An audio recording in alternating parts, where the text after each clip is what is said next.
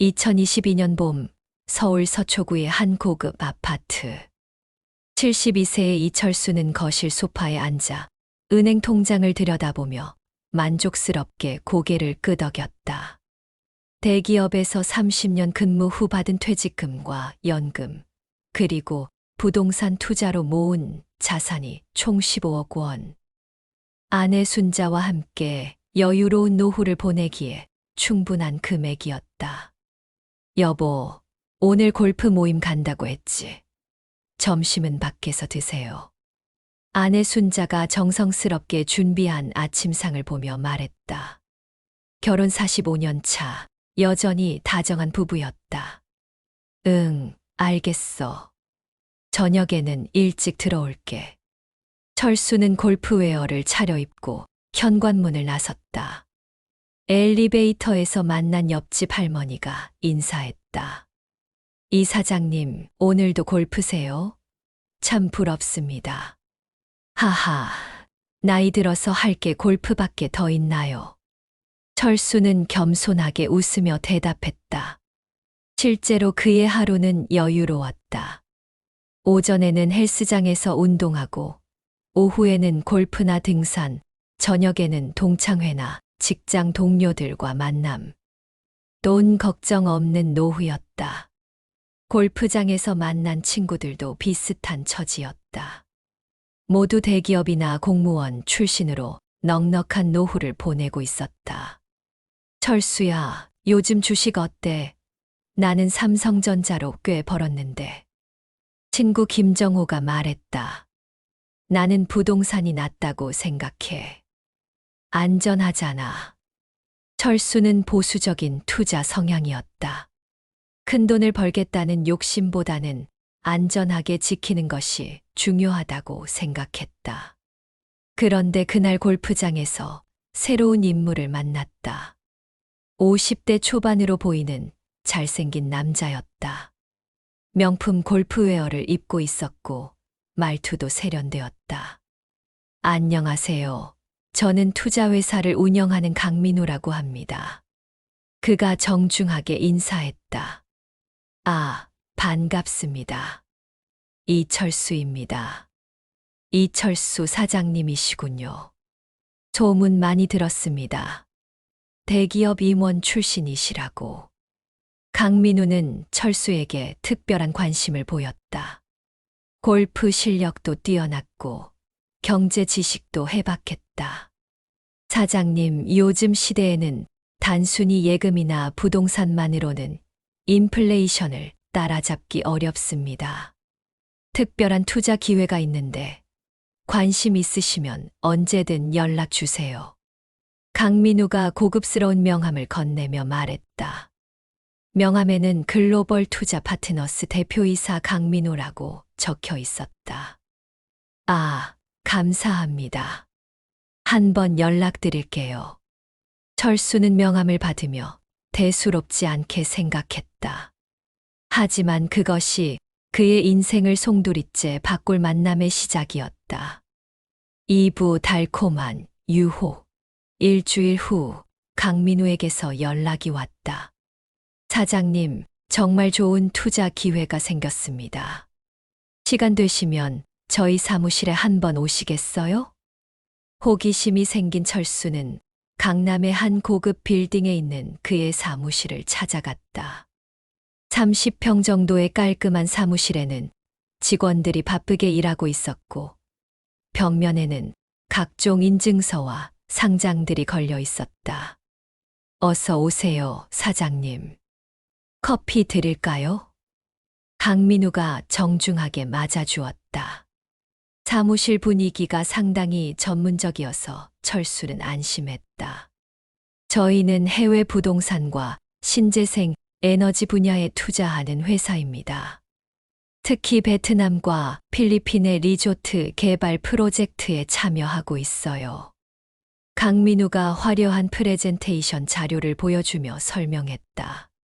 동남아의 아름다운 해변과 리조트 조감도와 함께 투자 수익률이 제시되어 있었다. 연 30% 수익률이라고요? 철수가 놀라며 물었다. 네, 해외 부동산 개발은 국내와 다릅니다. 특히 관광객이 급증하는 동남아 지역은 투자 가치가 높죠. 이미 저희와 투자하신 분들이 큰 수익을 내고 계십니다. 강민우는 실제 투자자들의 수익 현황이라며 서류를 보여주었다. 억 단위로 투자해서 몇 개월 만에 수천만 원씩 수익을 낸 사례들이었다. 하지만 투자에는 위험이 따르잖아요. 철수가 신중하게 물었다. 물론입니다. 하지만 저희는 정부 인가를 받은 정식 투자회사이고 현지 정부와도 MOU를 체결했습니다. 무엇보다 투자금의 80%는 원금 보장을 해드립니다.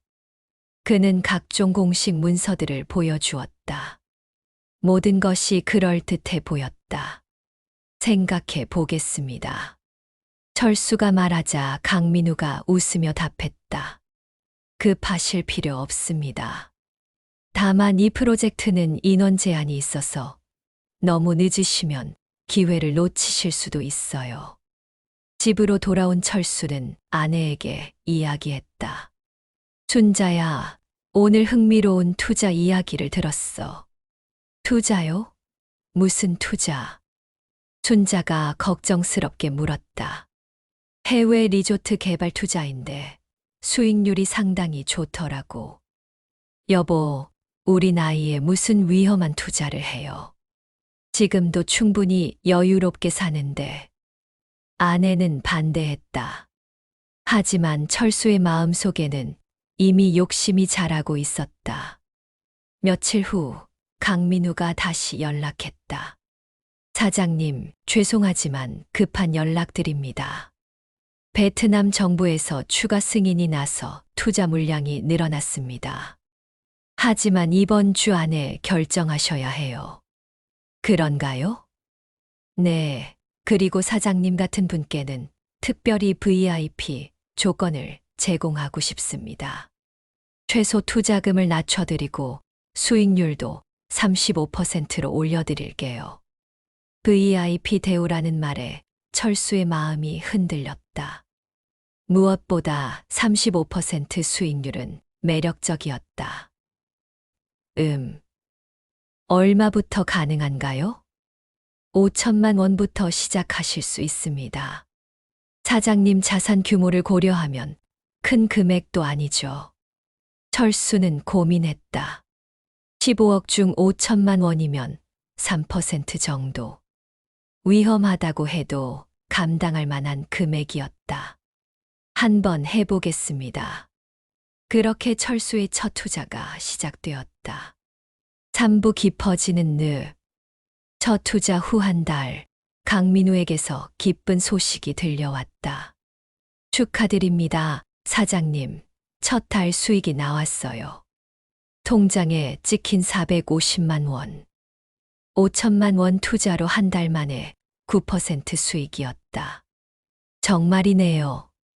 철수는 흥분했다. 말씀드린 대로 35% 연수익률이니까 이 정도가 정상입니다. 사장님, 더 투자하실 생각은 없으세요? 얼마나 더 가능한가요? 사장님 정도면 2억까지도 가능합니다. 물론 무리하실 필요는 없고요. 철수는 집에 돌아와서 아내와 상의했다. 춘자야, 지난번 투자한 거 수익이 났어. 정말요? 얼마나? 450만 원. 한 달 만에. 춘자도 놀랐다. 그럼 괜찮은 건가 봐요? 그래서 좀 더 투자하려고 하는데 어떻게 생각해? 글쎄요. 너무 많이는 하지 마세요. 철수는 추가로 1억 원을 더 투자했다. 총 1억 5천만 원.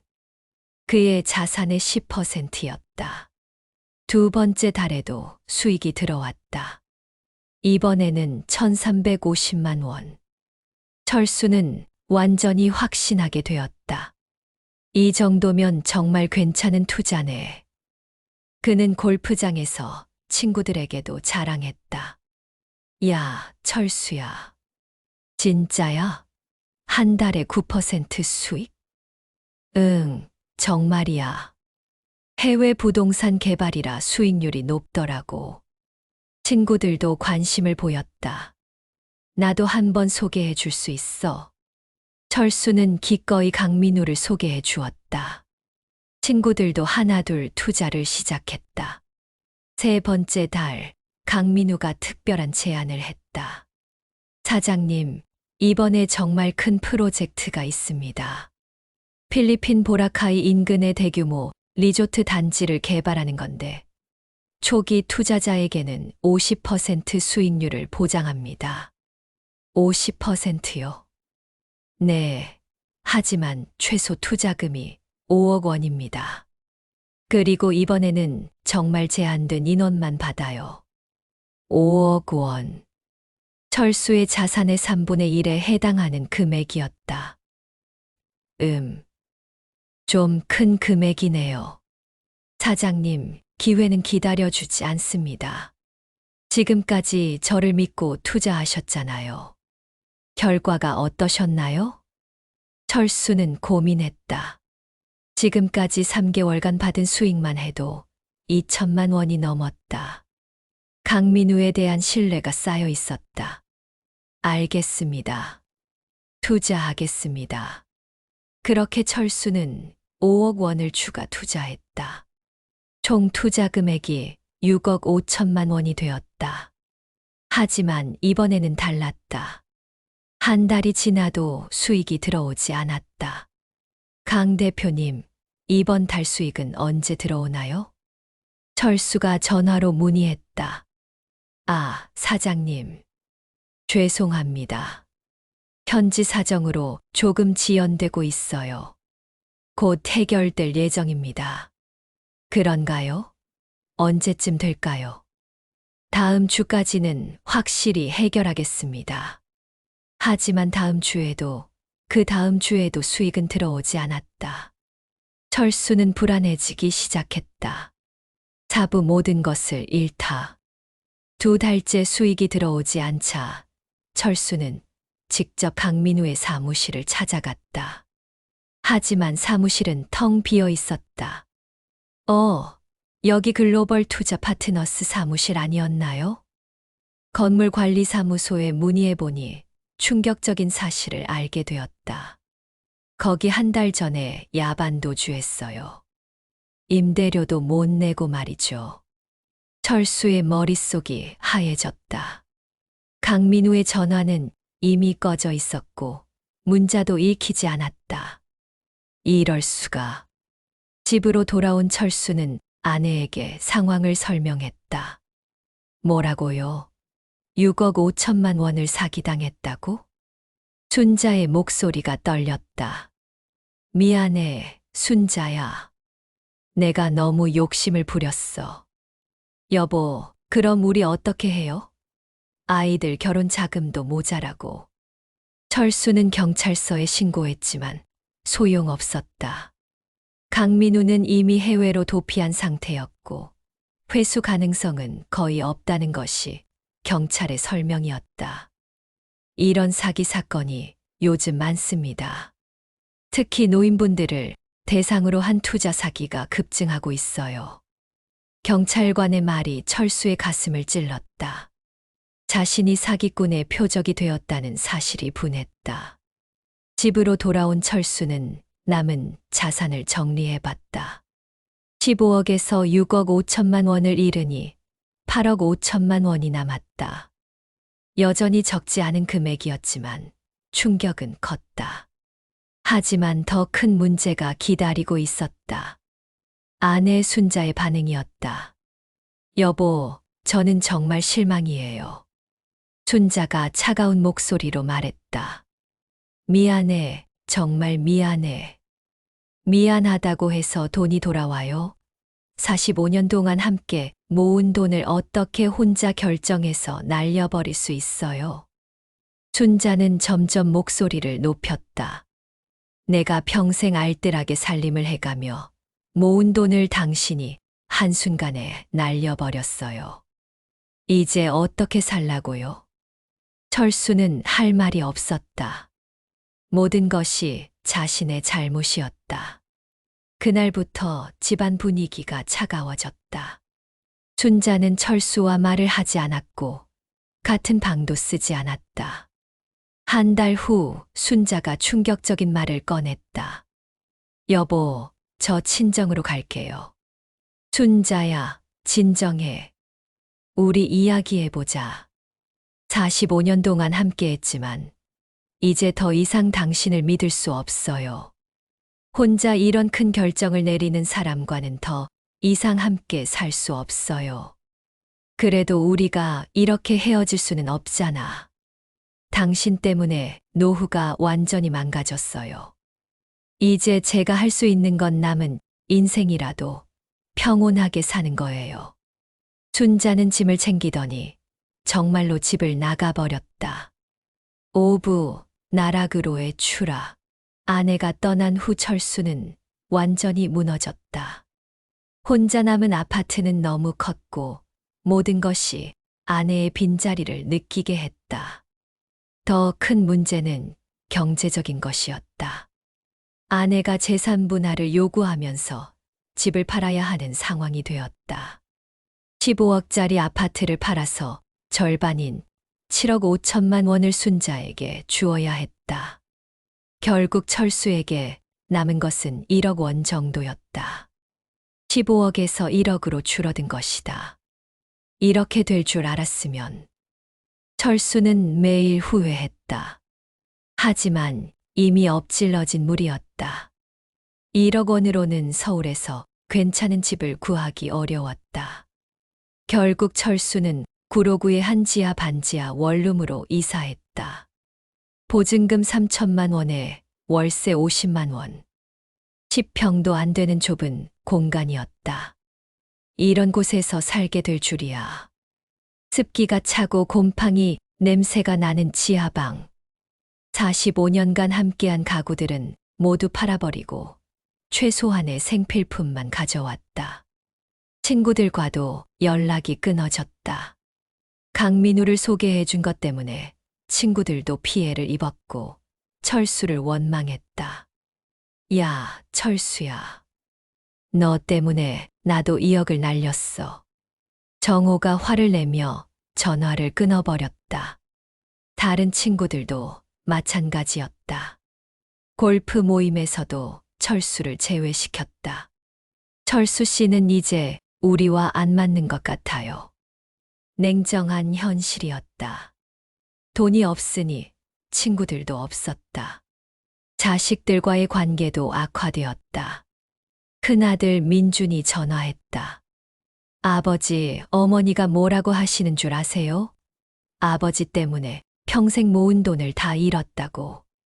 민준아, 아버지가 잘못했다. 아버지, 우리 결혼 자금도 없어진 거 맞죠? 약혼녀한테 뭐라고 말해야 해요? 자식들도 실망했다. 특히 딸 소영은 아예 연락을 끊어버렸다. 철수는 완전히 혼자가 되었다. 72세 노인이 지하 단칸방에서 홀로 살게 된 것이다.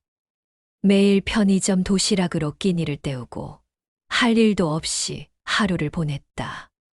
가끔 복지관에 가서 시간을 보내기도 했지만 대부분의 시간을 집에서 TV만 보며 지냈다. 내가 뭘 위해 살고 있는 거지? 우울감이 깊어졌다. 때로는 죽고 싶다는 생각까지 들었다. 6개월이 지나자 건강도 나빠졌다. 제대로 된 음식을 먹지 못하고 운동도 하지 않아서 몸이 약해졌다. 당뇨도 생겼고 혈압도 높아졌다. 이대로 죽는 건가? 철수는 절망에 빠졌다. 육부작은 희망의 싹. 그렇게 1년이 지났다. 2023년 봄 73세가 된 철수는 여전히 지하방에서 살고 있었다. 하지만 조금씩 달라지기 시작했다. 변화의 계기는 우연히 만난 한 사람 때문이었다. 동네 슈퍼에서 만난 70대 할머니, 김순옥이었다. 어머, 이 동네에 새로 오신 분이신가요? 준옥은 친근하게 말을 걸어왔다. 네, 작년에 이사 왔습니다. 저도 이 근처에 살아요. 혼자 사세요? 네. 철수의 대답이 짧자 순옥이 눈치챘다. 저도 혼자 살아요. 남편이 5년 전에 돌아가셨거든요. 그날부터 순옥과 가끔 마주치게 되었다. 순옥은 항상 밝았고 긍정적이었다. 철수 씨, 오늘도 슈퍼 오셨네요. 뭘 사러 오셨어요?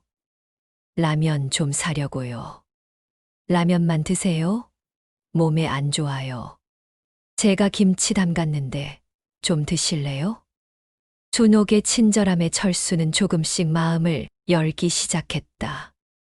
어느 날 순옥이 제안했다. 철수 씨, 복지관에서 노인 일자리 프로그램 한다는데 같이 해보실래요? 일자리요. 제 나이에 무슨 일을? 아니에요. 학교 급식 도우미나 공원 정리 같은 간단한 일들이에요. 돈은 많지 않지만 그래도 용도는 되고 사람들도 만나고요. 철수는 고민했다. 자존심이 상했지만 계속 이렇게 썩어 있을 수는 없었다. 한번 알아보겠습니다. 복지관에서 소개받은 일은 초등학교 급식 도우미였다.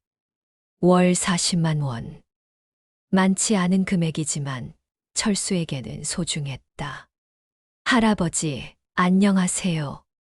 첫 출근 날 아이들이 밝게 인사했다. 오랜만에 듣는 따뜻한 인사였다. 급식실에서 배식을 도우며 철수는 조금씩 활력을 되찾았다. 아이들의 순수한 웃음을 보고 있으면 마음이 편해졌다. 할아버지, 오늘 급식 맛있어요. 그래? 많이 먹어라. 아이들과의 소소한 대화가 철수에게는 큰 위로가 되었다. 7부 새로운 시작.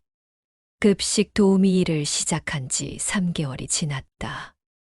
철수는 조금씩 변화하고 있었다. 규칙적인 생활을 하게 되었고 아이들과의 만남이 즐거웠다. 어느 날 학교 영양사 선생님이 말했다. 철수 할아버지, 아이들이 할아버지를 정말 좋아해요. 다른 도우미 분들과는 다르게 아이들과 잘 소통하시네요. 그런가요? 네, 혹시 다른 일도 해보실 생각 없으세요? 방과 후 프로그램에서 아이들 돌봄 도우미를 찾고 있는데, 방과 후 돌봄 도우미. 조금 더 책임감 있는 일이었지만 월급도 60만 원으로 올랐다.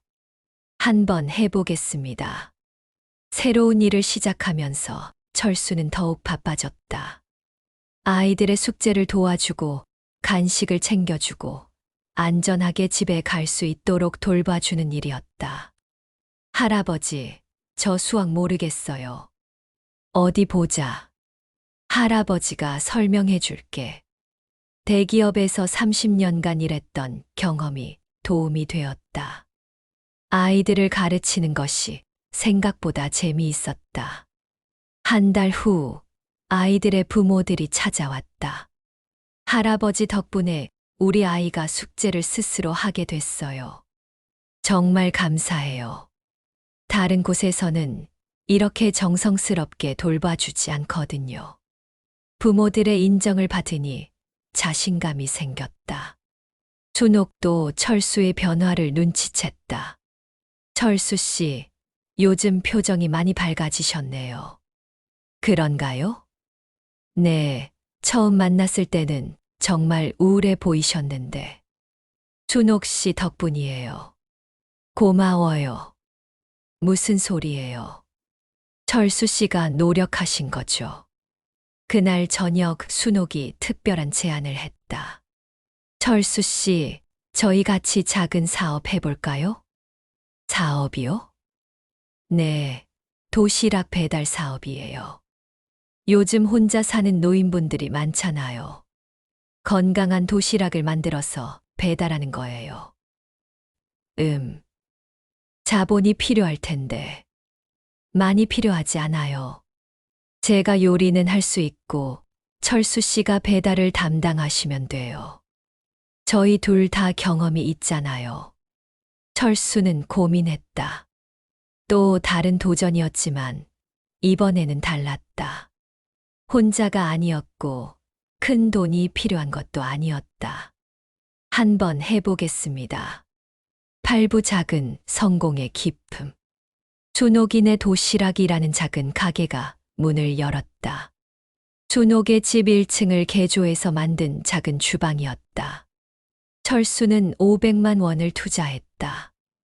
남은 돈의 전부였지만 이번에는 확신이 있었다. 첫 달에는 하루 10개씩만 팔아보자. 준옥이 건강한 재료로 정성스럽게 만든 도시락을 철수가 배달했다. 주요 고객은 혼자 사는 노인들이었다. 어머, 정말 맛있겠네요. 고마워요. 첫 고객인 80세 할머니가 기뻐했다. 건강하게 드세요. 내일도 가져다 드릴게요. 철수는 단순히 도시락만 배달하는 것이 아니라 안부도 물어보고 이야기 상대도 되어 주었다. 할아버지, 어제 드신 도시락 어떠셨어요? 맛있었어요. 오랜만에 집밥 같은 걸 먹었네요. 고객들이 하나둘 늘어나기 시작했다. 입소문이 났다. 저희 엄마가 혼자 사시는데 도시락 주문할 수 있을까요? 자식들이 부모를 위해 주문하는 경우도 생겼다. 한 달 후 하루 평균 25개씩 팔게 되었다. 준옥과 철수는 각자 50만 원씩 가져갈 수 있었다. 철수 씨, 우리 성공한 것 같아요. 준옥이 기뻐했다. 정말 그러네요. 이렇게 될 줄 몰랐어요. 작은 성공이었지만 철수에게는 큰 의미였다. 다시 일어설 수 있다는 자신감이 생겼다. 3개월 후 하루 50개까지 팔게 되었다. 둘이 감당하기 어려워서 파트타임 도우미를 한 명 고용했다. 할아버지, 요즘 표정이 정말 좋아 보여요. 급식실에서 만난 영양사 선생님이 말했다. 감사해요. 요즘 작은 사업을 하고 있어서요. 와, 대단하세요. 몇 살이신데 사업을 시작하셨어요? 73세요. 정말 존경스러워요. 철수는 뿌듯했다. 오랜만에 누군가에게 인정받는 기분이었다. 구부 화해와 용서. 사업이 안정되고 1년이 지났다. 철수는 지하방에서 나와 작은 원룸으로 이사했다. 여전히 작았지만 햇빛이 들어오는 방이었다. 어느 날 뜻밖의 전화가 왔다. 아버지세요? 아들 민준의 목소리였다. 2년 만에 듣는 아들의 목소리였다. 민준아, 아버지, 어머니한테 들었는데 사업하신다면서요? 응. 작은 도시락 배달업이야. 혼자 하세요? 아니야. 동네 할머니랑 같이 해. 잠시 침묵이 흘렀다. 아버지, 저 한 번 뵐 수 있을까요? 정말? 네. 그동안 너무 매정했던 것 같아요. 다음 날, 민준이 철수의 새 집으로 찾아왔다. 2년 만에 보는 아들이었다. 아버지, 많이 달라지셨네요. 그래. 네, 뭔가 더 생기 있어 보이세요. 민주는 철수의 도시락 사업 이야기를 들었다. 대단하세요, 아버지. 74세에 새로운 일을 시작하시다니. 별거 아니야. 그냥 하루하루 사는 거지. 아버지, 그동안 죄송했어요. 너무 차갑게 대했죠. 민준의 눈에 눈물이 고였다. 괜찮다, 아들아. 아버지가 잘못한 거니까. 아버지도 힘드셨을 텐데. 혼자서 이 모든 걸 견뎌내시고 부자는 오랜만에 진솔한 대화를 나누었다. 아버지, 어머니는 어떻게 지내세요? 모르겠다. 연락 안 하니까. 제가 중간에서 이야기해 볼게요. 어머니도 후회하고 계실 거예요. 한 달 후, 더 큰 놀라움이 있었다. 아내 순자에게서 연락이 온 것이다. 여보세요? 2년 반 만에 듣는 아내의 목소리였다. 순자야, 민준이한테 들었어요. 사업하신다면서요? 응, 작은 거야. 혼자 많이 힘드셨죠? 순자의 목소리에도 눈물이 섞여 있었다. 괜찮아. 저도 그동안 너무했어요. 한 번 만날 수 있을까요? 며칠 후 카페에서 만난 부부. 2년 반 만의 재회였다. 많이 마르셨네요. 순자가 걱정스럽게 말했다. 너도 많이 힘들었지? 네. 친정에서 지내긴 했지만 마음이 편하지 않았어요. 미안해, 순자야. 정말 미안해. 저도 미안해요. 45년을 함께한 사이인데 너무 매정했어요. 두 사람은 오랜만에 진솔한 대화를 나누었다. 여보, 다시 시작할 수 있을까요? 순자가 조심스럽게 물었다. 정말? 네.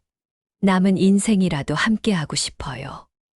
철수의 눈에서 눈물이 흘렀다. 10부 새로운 인생. 2024년 봄, 철수와 순자는 다시 함께 살기 시작했다. 큰 아파트는 아니었지만 두 사람에게는 충분한 작은 집이었다. 순자도 도시락 사업에 합류했다. 준옥과 함께 요리를 담당하고 철수는 배달과 고객 관리를 맡았다. 우리 이제 진짜 부부 사업자네요. 순자가 웃으며 말했다.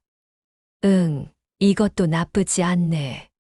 사업도 점점 커져서 하루 100개 이상의 도시락을 배달하게 되었다. 직원도 3명으로 늘었다. 무엇보다 고객들이 기뻐했다.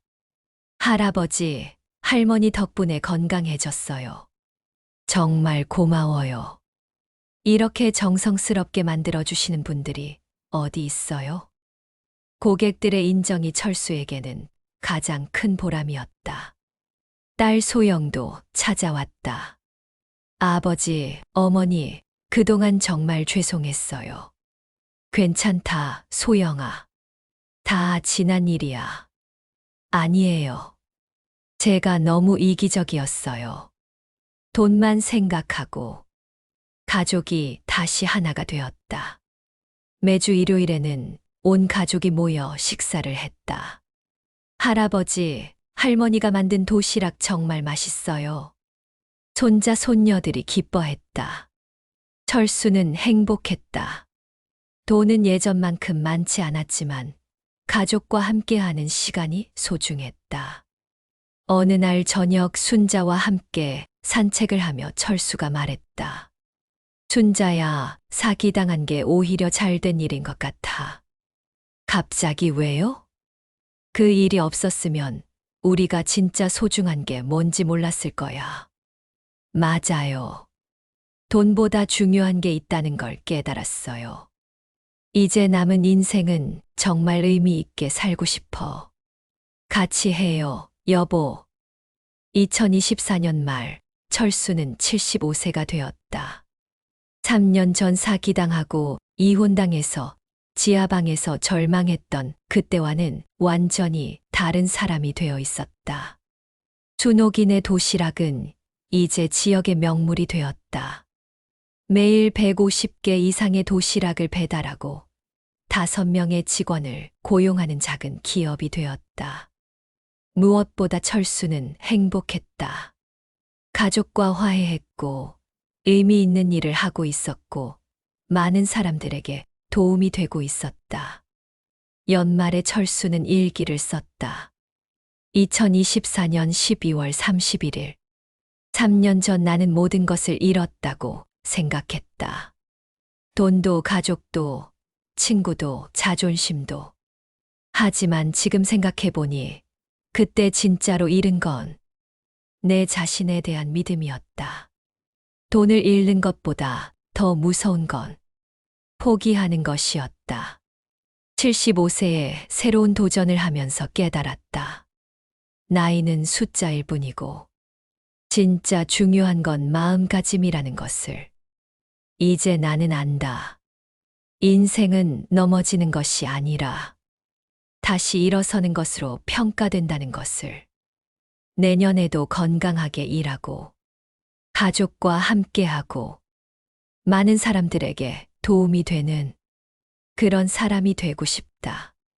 75세, 아직 늦지 않았다. 창밖으로 새해의 첫눈이 내리고 있었다. 철수는 순자의 손을 잡고 미소 지었다. 인생의 새로운 시작이었다. 에필로그. 이 이야기는 절망의 끝에서도 다시 일어설 수 있다는 희망의 메시지를 담고 있습니다. 나이가 들었다고 포기하는 것이 아니라 오히려 그동안의 경험과 지혜를 바탕으로 새로운 도전을 할 수 있다는 것을 보여줍니다. 돈을 잃는 것은 고통스럽지만 그것이 인생의 끝은 아닙니다. 진짜 중요한 것은 사랑하는 사람들과의 관계, 의미 있는 일, 그리고 누군가에게 도움이 되는 삶입니다. 철수의 이야기처럼 인생의 어떤 순간에도 새로운 시작은 가능합니다. 중요한 것은 포기하지 않는 마음과 작은 것부터 시작하는 용기입니다.